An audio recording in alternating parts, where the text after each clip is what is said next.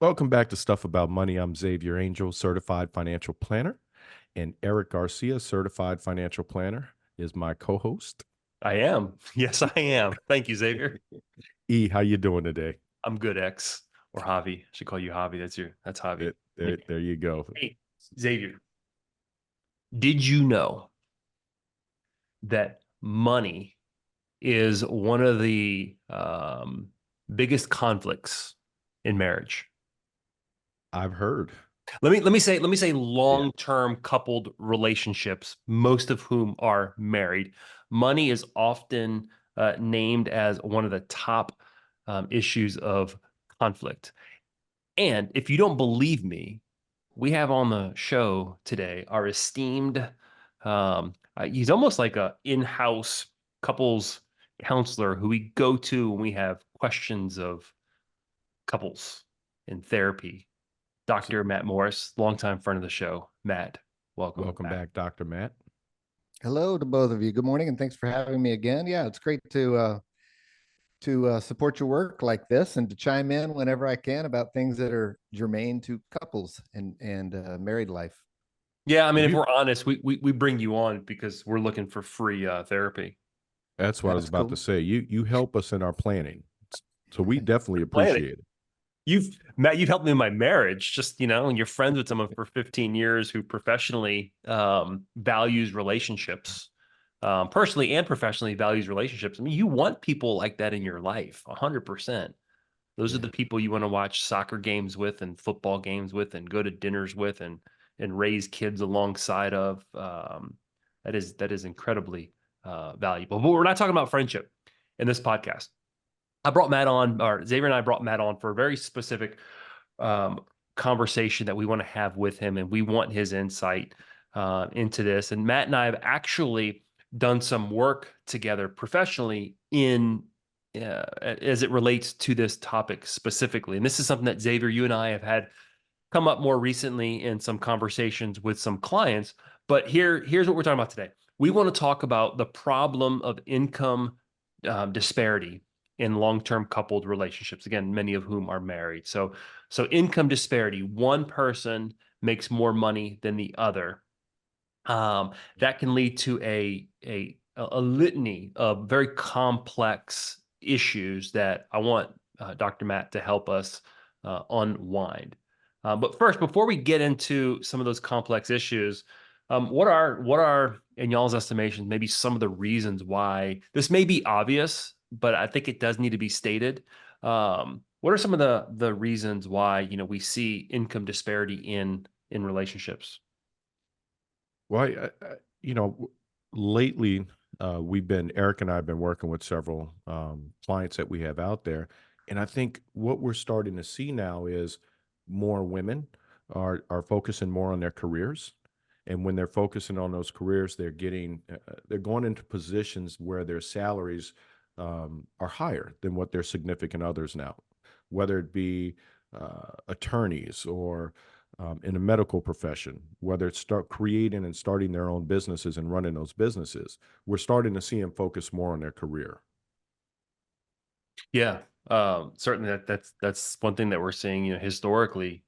I would say historically, maybe even today to some degree, by and large, women have paused careers. Xavier, you're talking about like women making more than men, but historically, what Correct. we have seen is women pausing their careers to have kids, raise families, because the men in the relationship have typically had higher paying jobs, and biology dictates that we men can't birth children yet. So that's one of the issues Right. that we've seen. And I think another one tied to what you're talking about, maybe not gender specific, is that just someone makes more money than the other person, Right. right? The Yeah, three of us absolutely. are entrepreneurs. A lot of my clients, Xavier, a lot of your clients are entrepreneurs. Entrepreneurs um, have the ability to drive and generate um, a lot of revenue. So I would say maybe those two things, if y'all would agree with me, are some of the reasons why we see this income disparity. Just one person makes more money for whatever reason, and then also historically we've seen one of the I say women have paused their careers, but I've got friends who who men have, when their wives have higher paying jobs, the men take time off. Right, absolutely. Well, when you have one of those significant others making a significantly higher income than the other, someone still has to run the house, right? Mhm. So when you have that individual running that household, somebody has to pull back. Yeah. And Matt, I'd love your insight on this. So we're talking about the reasons why there might be some income disparity. And I was just Mhm. kind of reminiscing as I was preparing for this. I was thinking about my own relationship with my wife. Jen and I have been married for 20, maybe 24 years, 23 years. We knew each other for a long period of time before that. So it's been a long time since we were dating. But kind of in that dating process, or as we kind of sort through people to choose them as a marriage partner, right? Mhm. We typically have the questions of, and I remember vividly having this conversation with my wife, like, hey, how many kids do you want to have? Do you want to have kids? Like, hey, what are your hopes and what are your dreams? And that typically happens at some point in the relationship. I don't ever remember asking her about her credit score Yeah. or about her debt or about her income. What's Yeah. your experience with that? Yeah, I think today couples are asking that more frequently. They are a little bit more savvy about personal finances and wondering about who they're connecting themselves to, who they're tying themselves to legally, financially, and so Mhm. it does seem like people are having that conversation more. I do premarital counseling from time to time, and one of the topics of premarital counseling is conjoint personal finances, which includes Yeah. financial history and our financial planning or values or ideas about the future. And certainly those conversations, like maybe not specifically what is your credit score, but how much debt do you have, what's your income currently. And couples are marrying later, and so they are often more financially established than you and your wife Jen, Yeah. back in your late teens, Early early 20s, 20s. early 20s, early Yeah. 20s. I appreciate that though. I know Yeah. I don't look like I've been You're married for so 20 something young, years. right? I know. I age well. So that's great that you're seeing people have these conversations. But where we find ourselves is many people find themselves in already these existing long-term relationships. And maybe even the people having the conversations, they might not necessarily be either fighting fair. When I say fighting fair, having the conversation in good faith, or that may wane, as it's kind Yeah. of like that initial honeymoon period of a relationship kind of wears off. And also, I don't think a lot of people are familiar, or I should use the term aware of. This is a term I learned from hanging out with counselors, their family of origin issues. So, what issues am I bringing into this relationship that I have learned, observed from my family, how my dad managed money, or a fear or insecurity that my mom may have had about money. How has that impacted me? Um, and how is it impacting me in my new or Mhm. existing relationship? And I think that's extremely important because when you get into a relationship and you don't know the origin of where your financial mindset is coming from, you jump into that marriage, you purchase that first big, you make that first big purchase. That is the cause and the root of a lot of arguments within that marriage. Because now I don't know where it's coming from. I'm trying to have that conversation with you, and one of the individuals is shutting down because they don't want to have it Hmm. Yeah. for one Yeah. reason or the other. So I think that's very important to have that early on in that relationship. Or at least attempt to have it early on, and learn from how difficult it is to have that conversation. What is what does the conversation tell us about our ability to have the conversation? So we got to have the conversation, like what is your credit score, what is your debt, what is your income, but then we also have to have a conversation around how easy is this for us to talk about, or difficult, and why, where does that come from? Yeah. So what I want to do here for the balance of this episode is I want to talk about. I've identified just some of these three kind of maybe complex issues that come from income disparity, where we see in these couples. and then get very strategic and tactical on how, Matt, to have some of those difficult conversations that I think are probably, they're not going to get as technical as what's your credit score, but they're going to, I think they're the really important conversations that need to happen before any of that is even addressed. And if you find if there's other issues that you've come across and in your professional work, we'd love to hear about them, but I've consolidated into three complex issues. So let's jump into it. In the first one, the first issue that I find when you have this disparity in income is feelings of guilt and resentment start to generate or start to take hold of people. And we see that in two different ways with the high income earner and the low income earner. So let's talk about the low income earner first, then we could talk about the high income earner. So typically what you see is the low income earner, maybe they make less, or maybe it's one of those situations where uh, a mother has decided to pause, a career to stay home, or the husband has decided to stay home because the wife's career had more promise financially. Matt, in those situations where you have the lower earner, what are maybe some of the issues that you see that they feel in that relationship? Well, I mean, they can feel a number of different feelings depending on the situation. Some of them feel like this indebtedness, like they're living off of someone else's dime. They could feel some guilt like that, like they're a dependent. And that, that not only creates guilt, but it creates a uneasiness of this is not where I wanted life to be. I didn't want to be taken care of necessarily, or I want my contributions to be acknowledged and valued also.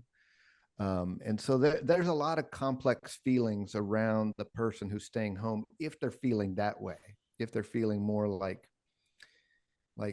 am I pulling my weight? Yeah. And is my contribution being acknowledged? So that's over here. On the other side of the spectrum, though, is the feeling of like, am I safe in this scenario? I don't have as much financial access to money. What happens if things go bad? Am I at risk? Have I, put myself in a situation now that I can't get out of? I'm sort of indebted, and what risk come along with that? And I want to circle back to that in a bit and talk a little bit more about that. But Yeah. I think you see all of those different feelings present. Yeah. In my notes, I didn't even put in what you just said. This idea of am I safe? Am I, and a word I like to use a lot is secure, Mm-hmm. right? So you have feelings of guilt by maybe I'm not contributing, and a sense of insecurity. Now take those feelings in a relationship and string them out over year after year after year, introducing stressful variables into a relationship, debt, kids. Xavier, you talked about buying a house, go have kids, have another kid, pay for private school, and then have conversations about college, and never having dealt with that issue. If you're the lower income earner, I mean, you I can think see how that can compound, right? right, and I think that's where that lower income producing individual, they begin to shut down because of that guilt, because they're afraid of, or worried about, am I safe? So you have to have it just to make that other individual, that lower income producing individual, feel safe. Yeah. Because if not, you shut down. Yeah. That's where the arguments begin. So let's flip it to the higher earner. Matt, what are some things that maybe you see for the higher earner? Some issues that come up there. Well, again, a range of feelings. Sometimes the higher earner is super proud of their ability to take care of the family, and they receive a lot of pride in that. It becomes part of their identity as they are the provider for the family, and they enjoy that role. And they're not doing it in a way where they're trying to, get a pat on the back all the time. They legitimately enjoy being able to buy their kid a new bike or buy their kid a vehicle at some point, something like that. So that's one kind of feeling, is the enjoyment that comes with being able to provide, and that the other spouse doesn't always get to feel, because they don't Yeah. feel like they're getting to really That's what buy what I they was want. thinking about that as you're saying that. Yeah, it feels good. But then like, as good as that feeling feels, how does the other person feel that they're not the ones who are able to provide those experiences Yeah, off their yeah, effort? Yeah. right. The other big feeling that comes up for the high earner is just feeling like they are, it's their money, they earned it, they should get some more say in how it's spent, Mm-hmm. and can certainly start to feel some resentment if they don't feel like they're being appreciated, kind of like all of us as parents might feel if our teenager is squandering money. Yeah. We just Right. don't feel like, there's a nagging feeling that gets stuck in our chest like heartburn when that comes up, and so that can happen in couples relationships as well. And Let me, Matt, just a conversation I just recently had with a female client of mine. Her words to me, and as we're going through this, creating a strategy for her, her words to me is, sometimes I don't want to be the breadwinner. I want my Yeah. husband to be able to take charge. I want him to make the decisions. I want him to do all of these other things. But as that higher earner, often she tells me that even though I don't want to, she's taking that step forward and making those decisions. And she said, I've got to learn how to pull back and allow him to do things. so Yeah. Xavier, or Matt, you can go ahead and respond to that because you probably have more insight than me. Well, I mean, there's a lot of complexity in that too, but I think just the acknowledgement that your partner needs to have those feelings of productivity, and like they are shepherding or contributing or guiding or making meaningful contributions to the family, and that if one person's doing all of that, the other person can't do it. Then there's also the competing feeling of sometimes we want to be taken care of. It's nice to like not feel like we have to do it all on our own, that we have somebody in it with us, to schlep some of the load and burden that comes with life. And so, especially over many years. So I Yeah. think there's a lot of complex feelings in there, and we need to help people talk about that. Yeah, and I want to tie together two things that both of y'all talked about that I think one leads to the other.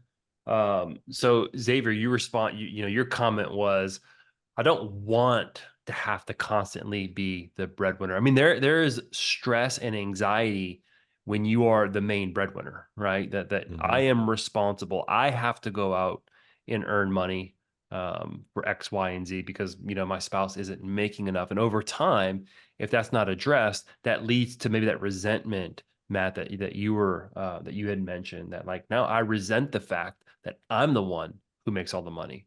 I resent the fact that I'm the one who has to buy the new bicycle. I'm the one who has to pay for vacations. I'm the one who has to put money in their retirement account. So you can see, again, I'm thinking about this from like kind of a in from a compounding interest perspective, that if these things aren't addressed and they continue to compound over time, they become bigger and bigger, exponentially bigger. Yeah.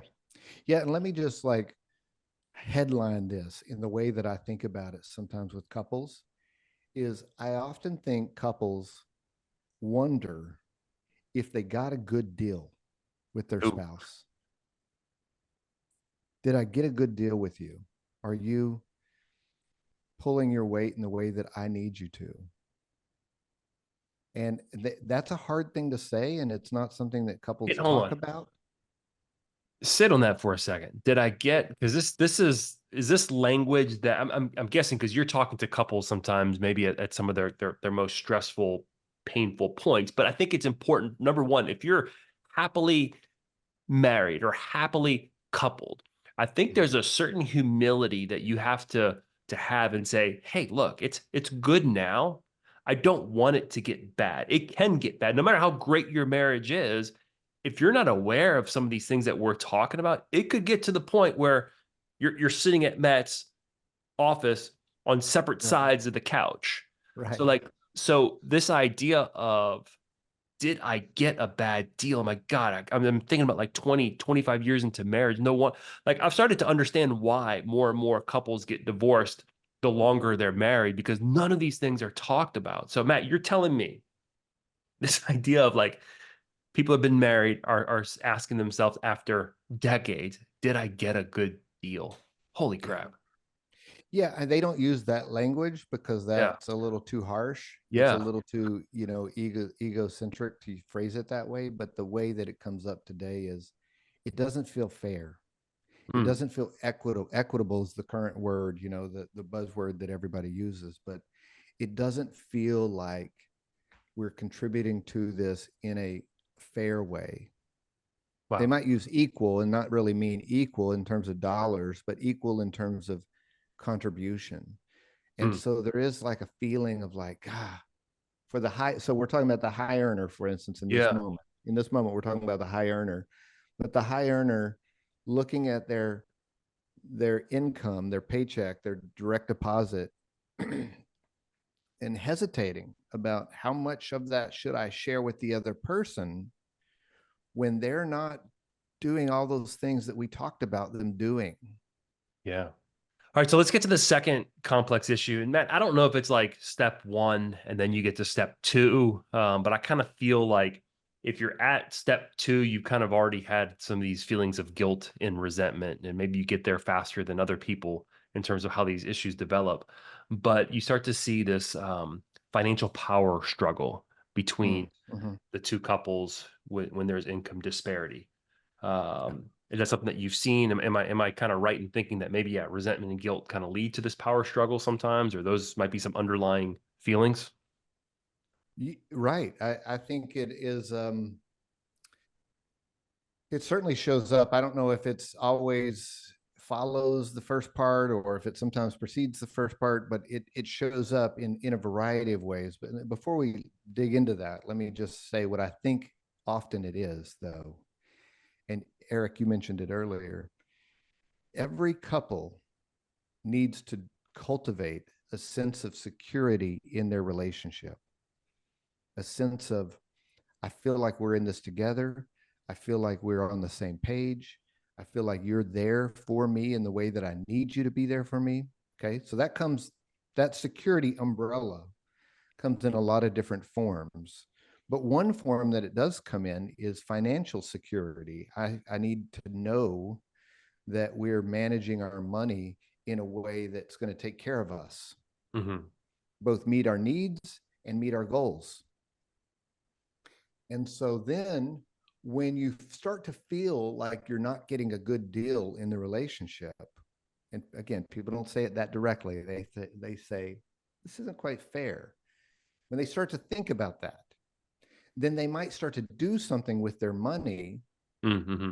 that becomes a threat to the sense of security. They hide money, they withhold money, they don't talk about all of their spending, they don't talk about all of their their financial maneuvering. Um, and so then when the other partner finds out about that, that's where the power struggle really comes in. Okay. Yeah. Yeah. So let's do this. Since you mentioned that, let me flip number three, number two, talk about them out of order here and kind of in my notes. Um, you were talking about financial infidelity a little bit, right? You're Not necessarily. no, okay, okay. So we'll keep them Not in order. So let's go not to back to the that power extent. struggle. We'll keep Yeah. them in order. Okay. So, the high, let's talk about again, let's break it up between the high earner and the lower earner in this power struggle that and I've heard people say this. Um, the high earner feels that they're the authoritative one in the relationship because they're making the money. They feel that they have the power. And I've heard people say, this is my money. I make it. And it's almost like they're giving an allowance to their spouse. For some, yes, for some, Yeah. not everybody, not No, of course everybody. not everyone. But we're talking about the complex issues that could happen. This is stuff like this is not intended for you, or if you're listening that you have this problem. This is a warning. This is a warning that it can happen. Don't do this stuff. Don't do this, people. Come on. Look, the three of us the three of us value relationships. We value people. We value relationships. And I think that this is important stuff that will help relationships, not just survive, but thrive and flourish. And I've, in conversations with clients that are in this position, you often hear from that lower earner, you know, my wife said this, my wife has done this, and she keeps nitpicking at this, and this. And through that, that individual tends to pull back often. I mean, it's The you can't go lower through earner you can't pulls go back. through a relate. Correct. The lower earner will begin to pull back and shut up and shut down. Well, because like if I make more money and I want to, and for whatever reason, I'm starting to exert my authority as the one who makes the money, Matt, because you talked about this idea of security, right? If you don't make the money, you're a little bit kind of at a disadvantage in some of these conversations. Already, right? Yeah, all of a Right. sudden I'm unilaterally, maybe not making 100% of the decisions on my own, but I'm exerting my influence on those decisions, and sometimes unilaterally. I'm working with a married couple now, and it's gotten to a point where neither one of them want to have that conversation regarding money with each other. And so what has come out of it is they've contacted me each separately and said, look, I need you to talk to the other one, and let's figure out where everything is, because I can't afford to pay my bills anymore. I don't know where money's coming in, what the significant other's income is. Mhm. And so my job now is working to bring them, it's like we've got to have this conversation together. You guys can't continue down that same path and butt heads because you don't want to have that conversation. Mm-hmm. It's hard, but it needs to Yeah. be done. We need to have that conversation. Yeah, two common ways in which this security thing get activated for couples today is where one decides to stay home with the kids or not, or leave the workforce for a little bit to raise some kids. And so the other one is making all or most of the money for a while.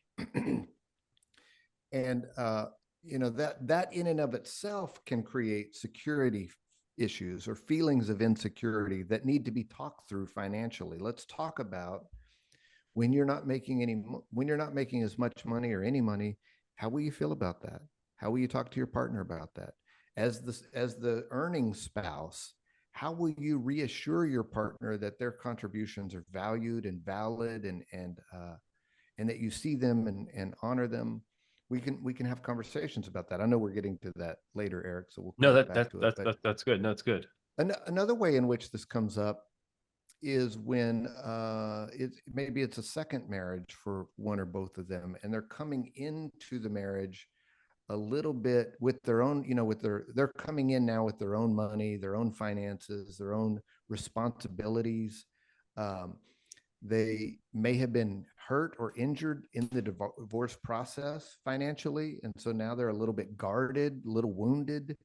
That comes up in lots of forms for couples, but when you're coming into the relationship, or you're in the relationship with some previous financial wound, that also has to be addressed and talked through. Yeah, That's a good one, Matt. yeah, I That's a good imagine. one. Yeah, there becomes a lack of vulnerability in the relationship, and if you can't be vulnerable with the closest relationship that you have, that seems, I mean, heck, Yeah. seems problematic to me. And so, Eric, I got to jump in and ask this question. Okay. And I know that. So, Matt, how do you address that? How do you start that conversation? We're gonna get to that, man. We're gonna get to that. Well, let's kind of All right, talk through some of these I'm a complex. slow down a little bit. Yeah, Okay. slow down, man. Let's kind of you gotta sit. You gotta sit in this, Xavier. You gotta I'm gonna feel it. I'm gonna let it Feel it. simmer. You gotta feel it. So we talked about this power struggle, right? The high income earner might feel more powerful, more authoritative, making decisions a little bit more unilaterally, exerting their influence. And then the lower earner may feel at the mercy, trapped, insecure, powerless, right? And Matt, what you were alluding to earlier, what you said earlier was if the higher earner is not aware of that, that could be super problematic. Yes. Okay, let's get to the third thing, and and we've talked about this in the past, Matt, that I've seen kind of in some of these, and this is not just necessarily in situations where there's income disparity, but you start to see financial infidelity. Could you Right. talk a little bit about what that is real quick? And maybe what it's not? Well, what it is when you're violating the spoken or unspoken expectations of how we're going to manage our money. So each couple has some expectation of how they're taking care of their money. They're reporting about their finances to each other. And when one or both of them violate that expectation by hiding money, by creating separate accounts, by making secret purchases, by, sort of um, scraping off some money into something else that the other one doesn't know about, and running up debt that's not known. I mean, I've sat in a therapy session where somebody has to disclose, I have $50,000 of secret credit card debt. Mm, It's enormous for them. yeah. So that financial infidelity is a big word, and I guess it means you're cheating on your spouse financially, but it's usually just because I feel some powerful feeling, either I don't feel like I'm getting a good deal, or I feel insecure in the relationship. I'm secretly taking care of myself in this other financial way. Mhm. That's really where it comes up. I talked to someone years ago, and it's kind of maybe it was one of like the first thing that kind of opened my eyes to this idea of like, whoa, this is money's complicated stuff. This person Yeah. was slowly funding a divorce fund, like squirreling money away to Yeah. build some security to be able to get out of the relationship. Right. And when you grew up in a household where, this goes back to your family of origin comment, Eric, when you grew up in a household where there wasn't enough, or when it was squandered and you had to like live without lights for a bit, or when you saw your parent get screwed financially by the other person, Hmm. or when you receive the message over and over and over again throughout the years, you have got to take care of yourself, you've got to be prepared for everything, you've got to be your first line of defense, you are your own insurance policy, Mm. then people will squirrel money away, as you said, age a hard feeling that they're feeling. What we need them to be able to do is to acknowledge that and talk about it and address it together. In along lines of this idea of financial infidelity, it could be you're hiding spending because um, kind of we go back to point two about this power struggle. Like I don't want them to find out that I spent money on this, so I'm Yeah. hiding my spending, or I'm lying about. Heck, maybe maybe you get a pay raise at work and you don't disclose it to your spouse, and that's the money that you're using to blow. So you hear you're living this privileged, life of I got money to spend because I'm earning it, and I'm not disclosing it to my spouse, and I'm hiding maybe some things, or maybe I'm kind of lying about it. That's Yeah. problematic. I'm not equating that, all of that, up to the Yeah. level of financial infidelity, but there's certain, it's a slippery slope, when you start to lie about expenses. All of us have probably wanted to hide an expense from our spouse. We have probably not wanted to explain to our spouse and defend to our spouse why we want to purchase that, whatever it is, that concert, Mhm.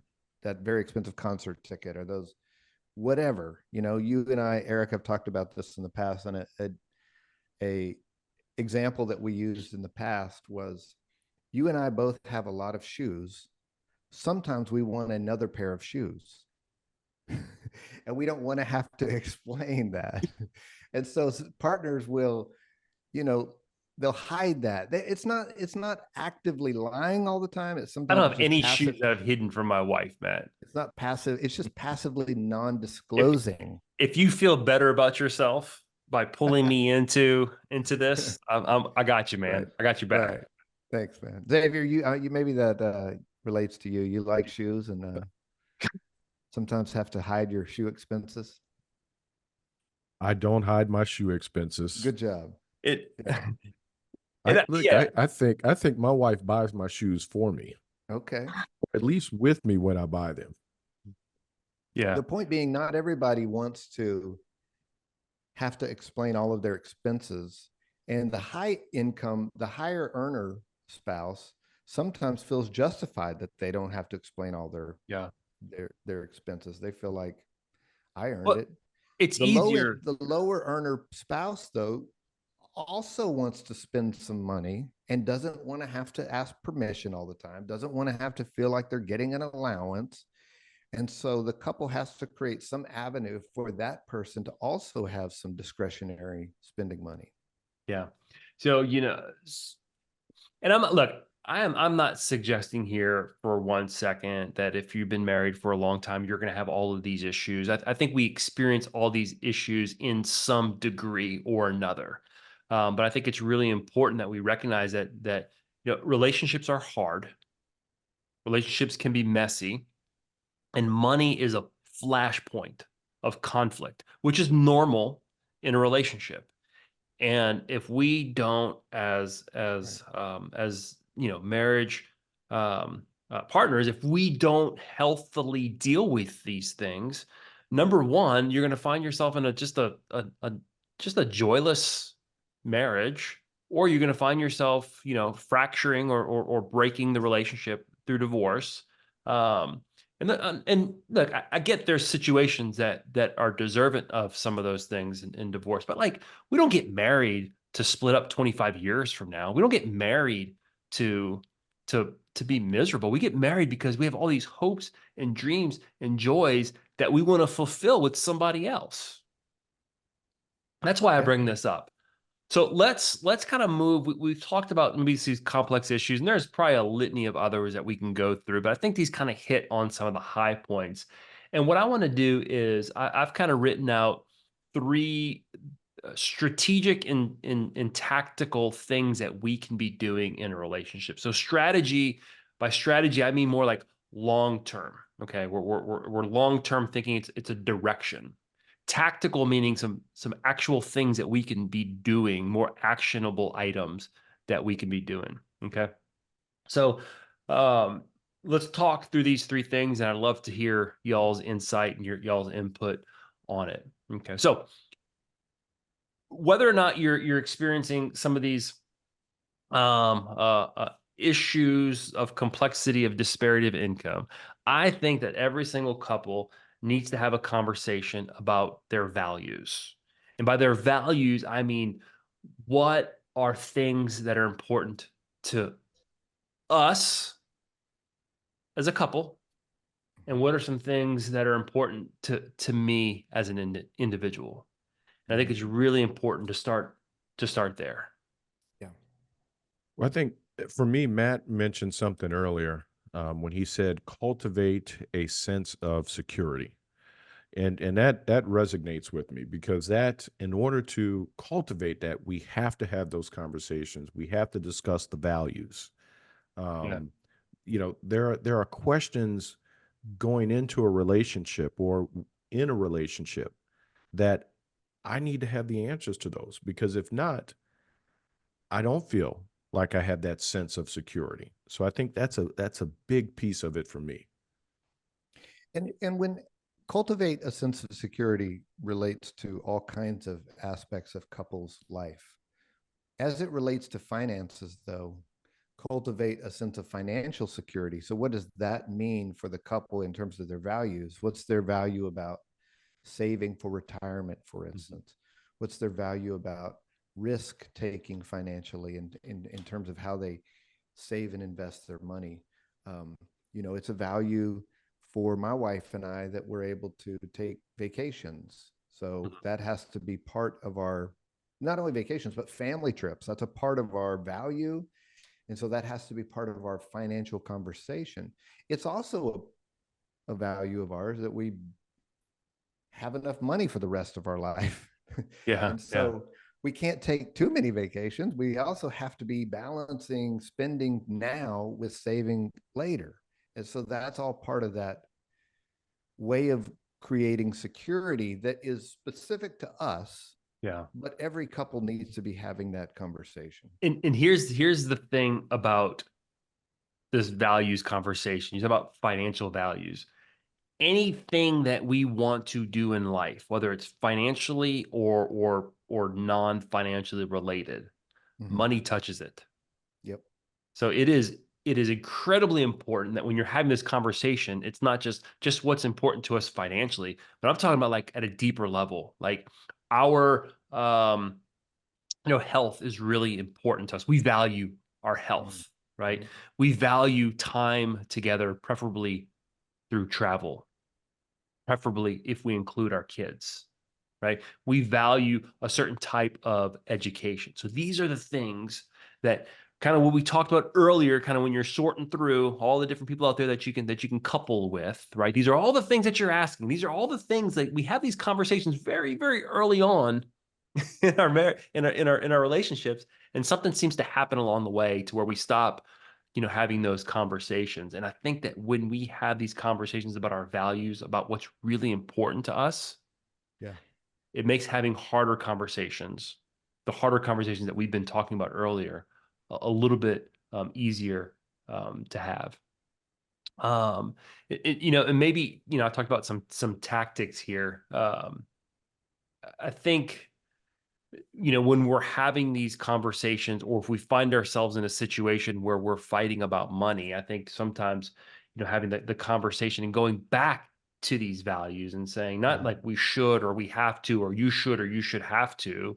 It should, we should replace those statements with, hey, this is what's important to us.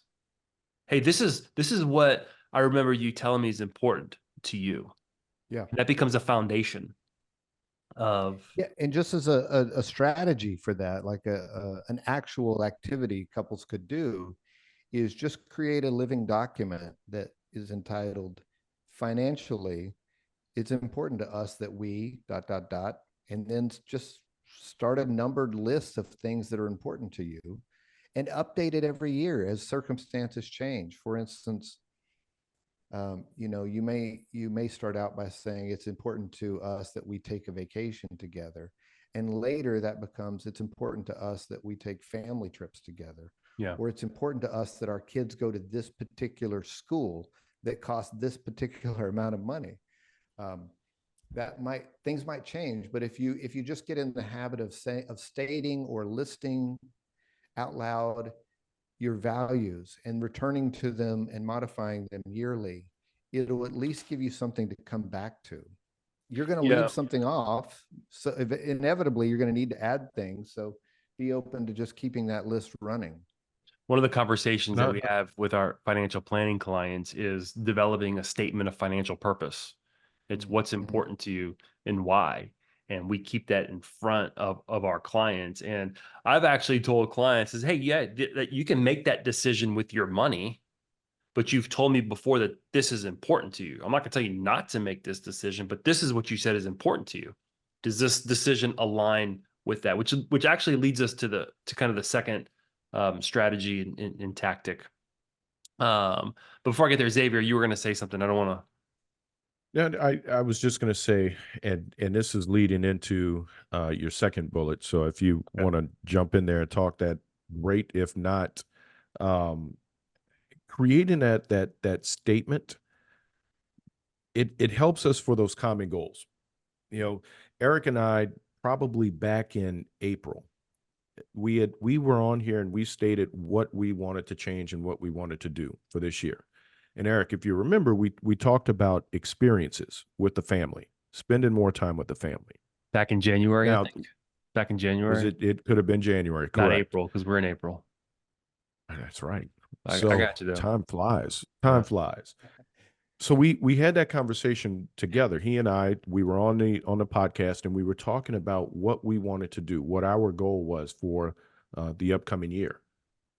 If we wouldn't have had that conversation with our spouse, with our significant other, they may not have been on the same page with us. And whether or not that was our goal, it may not have happened because they would have been thinking something completely different.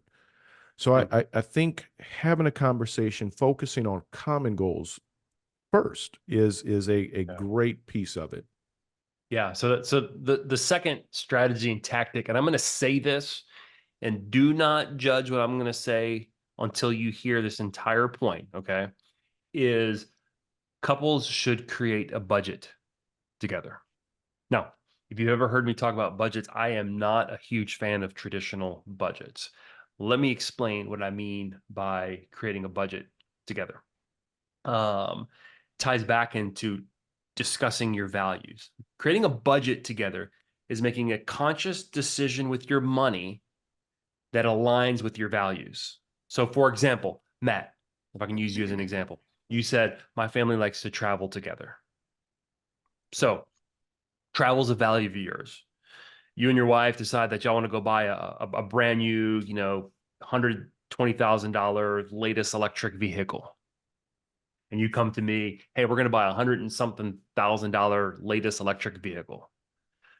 I get to say, hey, is that going to prevent you from travel this year? And you can say, yeah, we won't be able to take our trip. What's more important to you? Having this vehicle. I always pick on cars. People, I've got nothing against cars. It's just an easy thing for me to pick on in this conversation. What's more important to you? Having this car or funding something that you've told me is in alignment with a value of yours, right? So to me, that is a budgeting decision. We shouldn't start our budgeting conversation with cutting joy from our life. What can we cut? We shouldn't start there. We should start with what decisions do we need to make that support our values? And I can almost, like I say, I can guarantee you, but I can almost bet that the things that you want to cut will naturally fall off of your spending because you're finding so much joy and so much fulfillment and security and funding the things that are important to you. Because if funding retirement is important to you or being financially secure for your life, as you grow old, well, then you're going to start making some of those decisions to support that value. Yeah. Okay. And to connect this to some things we were talking about earlier. So if there's a conversation in which the spouse that earns less money is able to express, hey, I feel a little bit insecure about our finances. I feel a little bit like I don't have equal say. I feel like I got to ask for money. Then a value could be created that says we don't want that person to feel that way. And so now we turn that into a budgeting action item. We're going to put money away into, let's say, a life insurance account or a savings account or a slush fund just for them, a discretionary spending account just for them, so that they feel like they have some money that they don't have to, ask for. On the high earner side, may feel like they're not, they're making money, but they don't get to really enjoy it. That might turn into a budget issue of let's create an account for them, a special account where they get to divert a little agreed upon money. Yeah.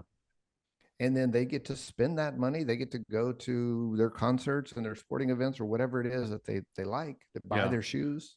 So I'm a huge fan of budgeting kind of discretionary money for either for both people, right? I think you should have spending limits. We're not going to spend X amount outside of that budgeted discretionary money. That kind of allows people to, to relieve the pressure, so to speak. I can go play golf if I want to. I don't have to ask my wife's permission or whatever, the concert that you mentioned.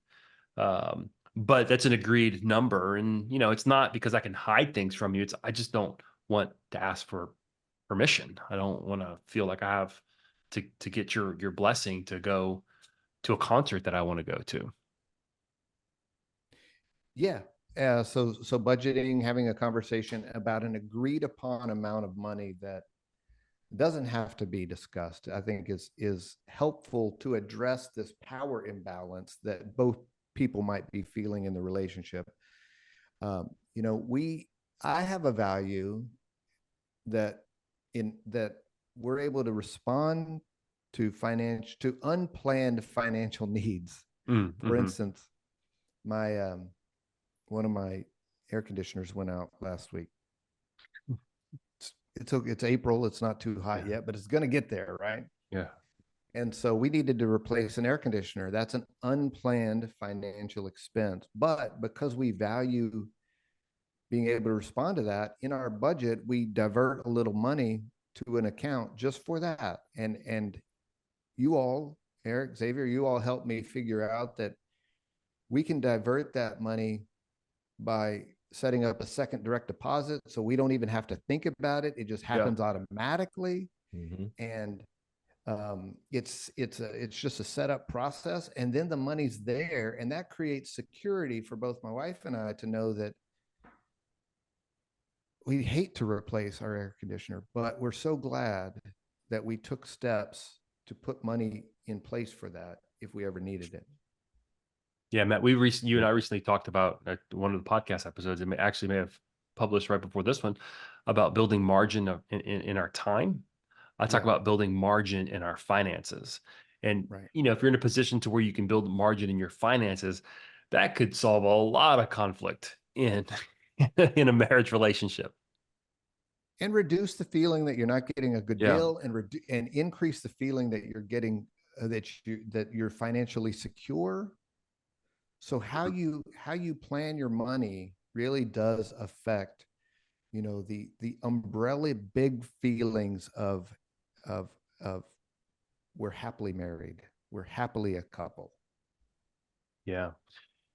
Let's go to our third kind of point here, is creating a fair division of labor in the relationship. And by division of labor, I'm talking about that you have roles defined in the marriage. If you remember, Matt, Xavier, I think you remember one of my all-time leading blog posts in terms of reads is a blog post I wrote many years ago called "I Can't Afford My Wife." And this was my wife had taken time out from teaching to raise the kids. And I came across an article that talked about the value of the homemaker, right? The spouse that stays home. And what it did was it broke down all the aspects of labor that a stay-at-home parent performs. Personal chef, psychologist, administrator, CEO, nurse, and it assigned a value to each of those roles. And so I took the test, and I think I came up with this. I came up with the value that my wife at the time, this was like maybe 7 or 8 years ago, I had to write her a check for $147,000 and some change every single year. And, you know, therefore I can't afford my wife. What that article did so beautifully, I think, was it put a value on this idea of labor in the household. It's not just who's out working, but there's work that needs to be done in the household. I'm going to tell this story, and then I'd like to get y'all's responses. When I was a very young financial advisor, we met with our attorney to draft our wills, and the question was, how much life insurance do you have, Erik? And I had $1 million of life insurance at the time. And he goes, how much life insurance does Jennifer have? And she had like $250,000 of life insurance. And he looks at me and he goes, why doesn't she have more life insurance? I'm like, what do you mean why? I mean, she's at the time, I don't know if she had stopped working she had probably stopped working at the time. And it's because she's not earning an income. And one of the reasons for life insurance is income replacement. And he kind of looked at me and he said, do you not understand the value that she adds to the household? One of the first things you need to go do is buy more life insurance on her, because if something happens to her, you don't understand the cost to replace the roles that she was playing. And that stuck with me. Yeah. That stuck with me. So I'd like to hear y'all's feedback on that as it relates to this idea of income disparity. But well, go ahead, Xavier, then I'll chime in. Yeah, I just think that's an important piece of it is, you know, we've got to share the domestic work, especially when children are involved. You know, if you have that high earner and that lower earner, you know, somebody has got to pick up the slack for, you know, the wife who is out there and she's in a medical profession and she's working 50, 60, 65 hours a week. who's going to pick up that slack and be able to pick the kids up and run the kids around? And, if she's getting home at 7:30, 8 o'clock at night, who's going to be there to make sure that she has a meal, right? Because if you're not doing those things, if you're not sharing that domestic work, that again, it goes back to a source of not feeling secure. Or for that high earner, having resentment against her husband. So I think that's an important part of it, is looking at the value, what's being dispersed within the domestic work and the house chores. Yeah, it takes, so let me say, this comes up all the time in couples therapy, and it's part of that larger conversation of, am I getting a good deal? There's all kinds of work that it takes to run a household, all kinds. And there's no formula for how couples successfully divide that, except for that they both feel like it's divided according to what they expect as equitable for them. It's okay. They may do it very different than I do, or very different than the previous couple, but as long as they're okay with it, it's fine with me. It just needs to feel equitable to them. And it's very hard for couples to do that, because it's like the amount of work that goes into running a household is like an expense of your time and energy that no one is accurately tracking. So if you think about, So Matt, let me finish this slide. If you think about, yeah, Erik, go ahead. like your idea of it's important to track your spending, right? None of us are really tracking how much time and energy we're spending on taking care of that house. There's just not a really good spreadsheet for how many minutes did I spend this week caring for the house in all of these different categories.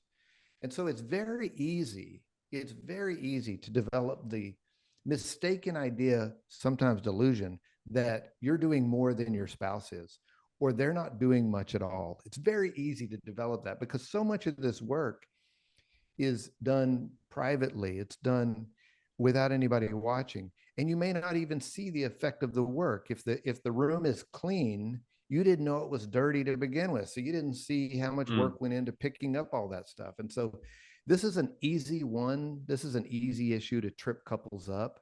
And they need to know that it's easy to get tripped up about, and work toward, like, okay, let's just, again, develop a plan that's living, meaning we're going to edit it seasonally, and we're going to sort out like who does what, and we're going to come back to it regularly and develop the skills of having a conversation around, do you think this is fair? So that's, you say it's easy, but it's easier said than done. No, I think he says it's easy to trip people up. He says it's easy to trip people up. Yeah. How do you start that conversation? What, as a therapist, if I'm sitting in front of you and I'm with my wife, and we can't agree on that, or we don't know how to start that conversation without having the argument, how would you recommend a couple to sit down? Where do they begin? With the added complexity of income disparity, right? I think that's an added dimension to this conversation. Correct. Well, by the time they get to me, Xavier, the the problem is generally pretty entrenched. It's like a deep splinter, and it's hard to dig out at that time. So this is a skill that couples need to develop early in their relationship, as they're becoming roommates, as they're figuring out how much laundry has to be done, how much cooking, how much procuring of groceries, how much paying of bills, how much cleaning, how much childcare, how much all of that needs to be done. And as they start dividing it early in the relationship, if they develop the skill of sitting down together on a monthly basis and saying, what all needs to be done, here's my part, here's your part, here's our part together, how do you feel about it, do you think it's fair, they'll prevent a lot of that animosity from developing that leads to couples therapy. So if I hear you correctly, I'm starting this early on in our relationship and not waiting till year 10, 12, and 15 of our marriage or our relationship. That's right. Now, things change along the way. So you might have started out with both of you working, and maybe you you didn't have that much stuff to take care of. You weren't at home that much. You ate out a lot. Maybe things change over the years where now one person's home a lot more. There's an income disparity. There's a lot more work because there's kids at home, all of that. So the conversation is ongoing and evolving.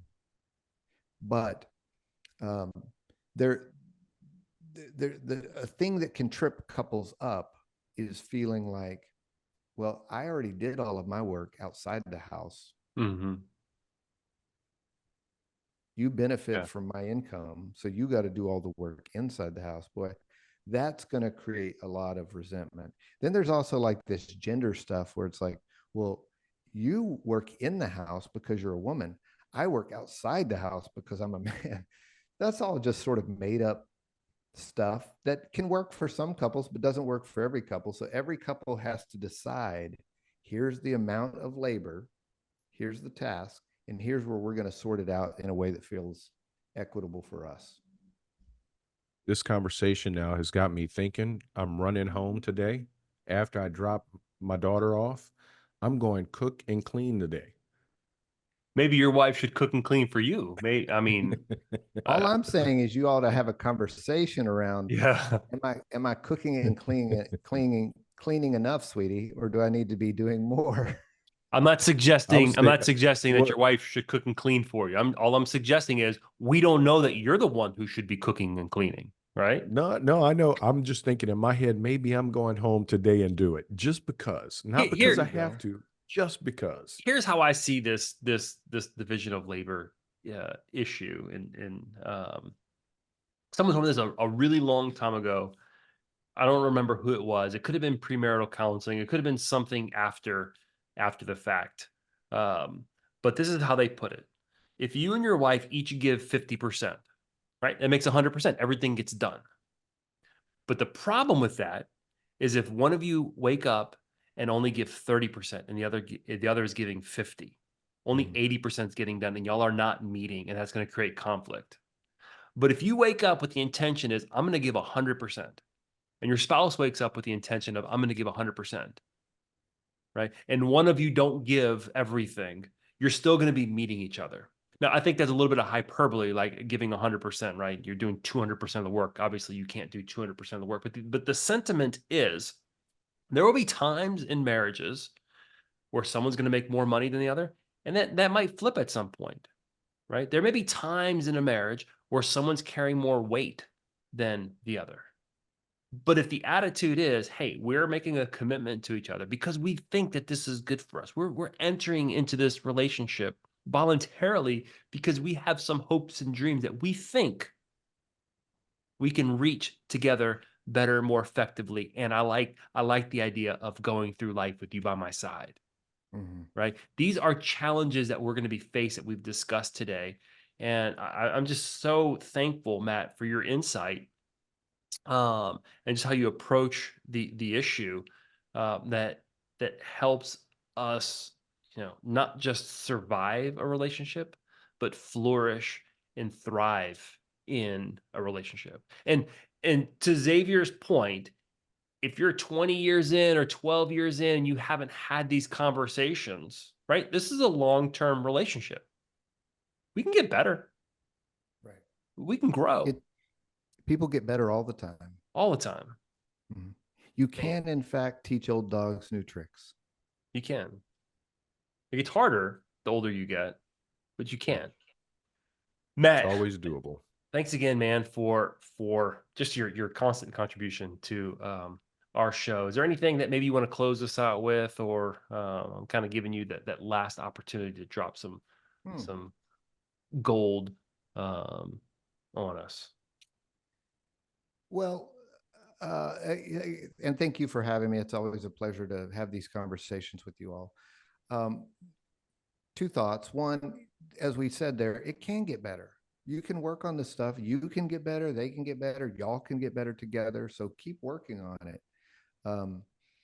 It's like, it's like cultivating a garden. Sometimes that you water it. Sometimes you plant seeds. Sometimes you got to pull some weeds. That's okay. Just pull some weeds. It can get better. Erik, you have redone your garden several times, and it always looks a little bit better. But the second main idea is that relational security is the goal. We feel good with each other. We feel like we got a partner, and your finances play a really important part in that. So just keep asking yourself, are we managing our money in a way that causes us to feel like a team, to feel like we're secure, to feel like we're safe together? If you are, you're ahead of the curve. And so keep working toward that.